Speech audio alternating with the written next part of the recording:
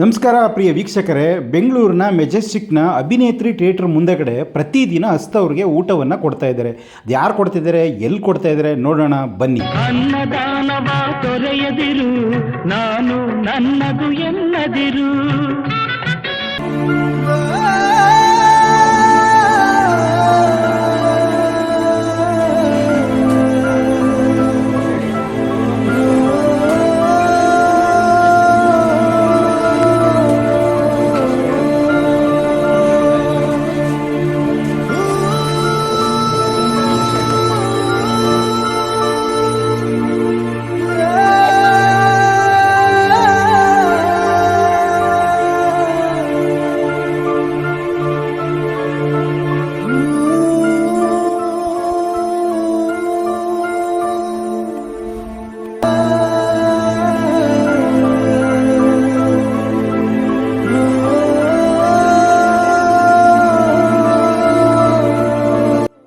ನಮಸ್ಕಾರ.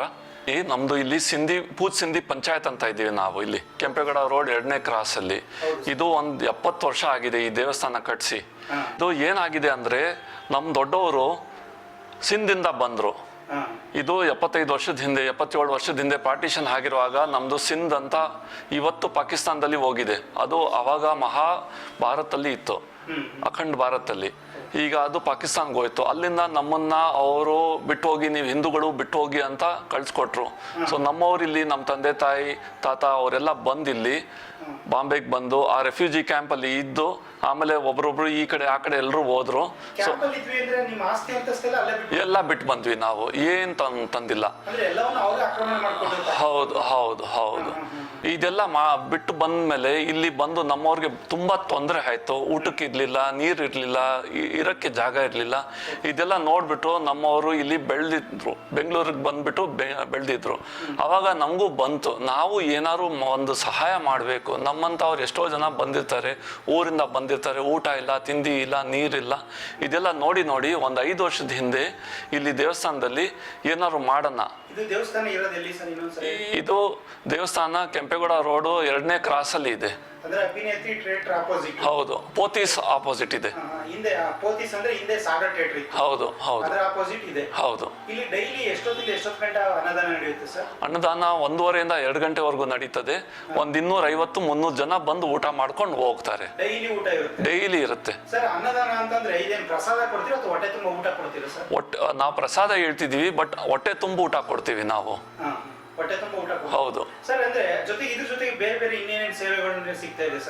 ನಮ್ದು ಈ ದೇವಸ್ಥಾನದಿಂದ ಸುಮಾರು ಸೇವೆಗಳು ಇದೆ. ನಾನು ಡಾಕ್ಟರ್, ಸೊ ಫ್ರೀ ಮೆಡಿಸಿನ್ಸ್ ಕೊಡ್ತೀನಿ, ಫ್ರೀ ಪೇಷಂಟ್ಸ್. ಹೌದು ಹೌದು. ನಾನು ಇಲ್ಲಿ ಅಧ್ಯಕ್ಷರಾಗಿದ್ದೀನಿ, ಪ್ರೆಸಿಡೆಂಟ್ ಆಗಿದ್ದೀನಿ ಇಲ್ಲಿ. ಹೌದು, ನಮ್ಮ ಜನಕ್ಕೂ ಕೊಡ್ತೀವಿ, ಕನ್ನಡಿಗ ಅವ್ರಿಗೂ ಕೊಡ್ತೀವಿ. ಒಂದು 300. ಹೌದು ಹೌದು. ಅದೇ ನಾವು ಇಷ್ಟೊಂದು ಕಷ್ಟಪಟ್ಟು ಮೇಲೆ ಬಂದಿದೀವಿ ಅಂತ ನಮ್ಮ ತರ ಎಷ್ಟೋ ಜನ ಇರಬಹುದು. ಅದಕ್ಕೋಸ್ಕರ ನಾವು ಒಂದು ಸೇವೆ, ಇವತ್ತು ದೇವರು ನಮ್ಮನ್ನ ಚೆನ್ನಾಗಿ ನೋಡ್ಕೊಂಡಿದ್ದಾರೆ, ನಾವು ಏನಾದ್ರು ಒಂದು ಸೊಸೈಟಿಗೆ ಮಾಡಬೇಕು ಅಂತ ಇದು ಬಂತು, ಮನ್ಸಲ್ಲಿ ಬಂತು, ಅದಕ್ಕೆ ಶುರು ಮಾಡಿದೀವಿ. ಇದು ನಮ್ಮ ಕಮ್ಯುನಿಟಿದವರು ಸುಮಾರು ಜನ ಇದ್ದಾರೆ, ಇವತ್ತು ಬಿಸ್ನೆಸ್ ಅಲ್ಲಿ ಇದ್ದಾರೆ, ಒಳ್ಳೆ ಬಿಸ್ನೆಸ್ ನಡೀತಾ ಇದೆ. ಸ್ವಲ್ಪ ಜನಕ್ಕೆ ಬಟ್ಟೆ ಅಂಗಡಿ ಇದೆ, ಸ್ವಲ್ಪ ಜನ ಹಾರ್ಡ್ವೇರ್ ಅಂಗಡಿ, ಇನ್ನೊಬ್ರು ಸ್ವಲ್ಪ ಬೇರೆ ಬೇರೆ ಕೆಲಸಗಳಲ್ಲೆಲ್ಲ ಇದ್ದಾರೆ. ಇವ್ರನ್ನ ಎಲ್ಲ ಡೋನರ್ಸು. ಸೊ ಇವರು ಡೊನೇಟ್ ಮಾಡ್ತಾರೆ ಈ ದುಡ್ಡನ್ನ. ಆ ದುಡ್ಡನ್ನ ನಾವು ತಗೊಂಡು ಅವ್ರ ಹತ್ರ ತಗೊಂಡು ಬೇರೆ ಬಡವ್ರಿಗೆ ಕೊಡ್ತೀವಿ. ಆಮೇಲೆ ದಿವಸ ನಾವು ಅನ್ನದಾನ ಏನ್ ಮಾಡ್ತಿದೀವಿ, ಅದು ನೋಡಿ, ಹುಟ್ಟಿರೋದು ಹಬ್ಬ ಇರ್ಬೋದು, ಇಲ್ಲ ಮದುವೆ ಆನಿವರ್ಸರಿ ಇರ್ಬೋದು, ಇಲ್ಲ ಬೇರೆ ಏನಾದ್ರು ಇರ್ಬೋದು, ಅಂತವ್ರು ಬಂದು ಡೊನೇಟ್ ಮಾಡ್ತಾರೆ. ಆಮೇಲೆ ಅವ್ರ ಕೈಯಿಂದ ಈ ಸೇವೆ ಮಾಡ್ಬೇಕಂತ ಅವ್ರು ಊಟ ಬಡಿಸ್ತಾರೆ. ಅವ್ರಿಗೂ ಬಹಳ ಸಂತೋಷ ಆಗುತ್ತೆ ಈ ಕೆಲಸ ಮಾಡುವಾಗ. ಹೌದು. ಇಲ್ಲ, ನಮ್ಮ ದೇವಸ್ಥಾನದ ಕಡೆಯಿಂದ ನಾವು ಕೊಡ್ತಿರ್ತೀವಿ. ನಮ್ಮ ಹತ್ರ ಫಂಡ್ಸ್ ಇರೋದು ಅದು ಉಪಯೋಗಿಸ್ತೀವಿ. ಈ ಹೌದು ಹೌದು ಹೌದು. ಇದು ನಡೀತದೆ. ನಾವು ಈಗ ಮೆಜೆಸ್ಟಿಕ್ ಅಲ್ಲಿ ನಮ್ಮ ದೇವಸ್ಥಾನ ಇದ್ದ ಮೇಲೆ ನಾವು ನೋಡಿದ್ದೀವಿ, ಸುಮಾರು ಜನ ಮೆಜೆಸ್ಟಿಕ್ ಬರ್ತಾರೆ ಬೇರೆ ಊರಿಂದ ಕೆಲಸ ಹುಡುಕೊಂಡು, ಇಲ್ಲ ಬೇರೆ ಯಾವ್ದಾದ್ರು ಹಾಸ್ಪಿಟಲ್, ಅವ್ರು ಯಾರಾದ್ರೂ ನಿಯರ್ ಅಂಡ್ ಡಿಯರ್ ಅವ್ರು ಹಾಸ್ಪಿಟಲ್ ಅಲ್ಲಿ ಅಡ್ಮಿಟ್ ಆಗಿರ್ತಾರೆ, ಅವ್ರಿಗೆ ನೋಡಿದ್ದೀವಿ ನಾವಿಲ್ಲಿ ಬೀದಿಯಲ್ಲಿ ಮಲಗಿರ್ತಾರೆ. ಇದ್ದಾರೆ, ಮಾರ್ಕೆಟ್ ಇದೆ, ಸಿಟಿ ಮಾರ್ಕೆಟ್ ಇದೆ, ಇಲ್ಲಿ ಕೂಲಿಯವರು ಇವರು ಅವರು ಎಲ್ಲ ಸುಮಾರು ಜನ ಹೊಟ್ಟೆಗೆ ಊಟ ಇಲ್ಲ ಪಾಪ ಅವ್ರಿಗೆ. ಅದೆಲ್ಲ ನೋಡಿ ನೋಡಿ ನಾವು ಆಯ್ತು ಅಟ್ಲೀಸ್ಟ್ ಒಂದು ದಿವಸಕ್ಕೆ ಒಂದು ಊಟ ಆದರೂ ಸಿಕ್ಬೇಕಿಂತ ಅವ್ರಿಗೆ ಅಂದ್ಬಿಟ್ಟು ನಾವು ಈ ಸಂಸ್ಥೆನ ಶುರು ಮಾಡಿದ್ದೀವಿ. ಸರ್, ಈಗ ಒಂದು ಸಿಂಧಿ ಜನಾಂಗ ಅಂತಂದ್ರೆ ತಾವು ಬದುಕಬೇಕು, ಎಲ್ಲರೂ ಕೂಡ ಬಿಸ್ನೆಸ್ ಮ್ಯಾನ್ಗಳು ಅಂತ ಹೇಳ್ತಾರೆ. ಹೌದು. ಆದ್ರೆ ಅದನ್ನ ಆಚೆಗೂ ಕೂಡ ಒಂದು ಸೋಷಿಯಲ್ ಸರ್ವಿಸ್ ನಡೀತಾ ಇದೆ ಅಂತ ಎಷ್ಟೋ ಜನ ಗೊತ್ತಿಲ್ಲ, ಕೆಲವು ಮಾತ್ರ ಗೊತ್ತಿದೆ. ಈ ತರ ಮಾಡ್ಬೇಕು ಅಂತ, ಅದರಲ್ಲೂ ನೀವು ಮೂಲತಃ ಡಾಕ್ಟರ್ ಆಗಿ ಈ ಸೇವೆ, ಈ ತರದ ಒಂದು ದೇವರು, ಇವನ್ನೆಲ್ಲ ನೀವು ನಂಬ್ತೀರಾ ಸರ್? ನಾವು ಭಾಳ ನಂಬ್ತೀವಿ, ದೇವ್ರನ್ನ ನಂಬ್ತೀವಿ. ನಾವು ದೇವ್ರಿಗೋಸ್ಕರ, ನಾವು ಅವ್ರು ಕೊಟ್ಟಿರೋಕ್ಕೋಸ್ಕರ ನಾವು ಇಷ್ಟೊಂದೆಲ್ಲ ಮಾಡೋಕ್ಕಾಗ್ತದೆ. ಮತ್ತು ಇನ್ನೊಂದು ಮಾತು ನಮಗೆ ಏನಂದರೆ, ನಾವು 6 ದಿವಸ ನಮಗೋಸ್ಕರ ದುಡಿತೀವಿ.